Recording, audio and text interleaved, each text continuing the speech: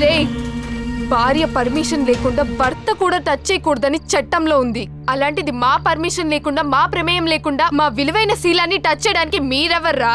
లేరా? లేరా?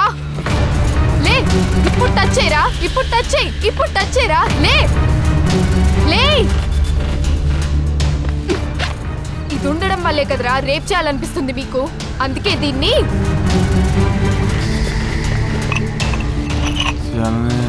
ప్లీజ్ నన్ను వదిలే.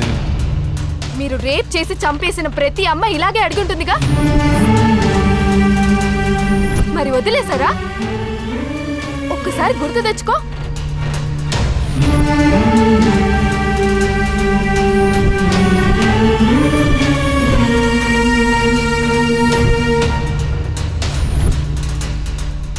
ఏ వాళ్ళవి ప్రాణాలు కావా?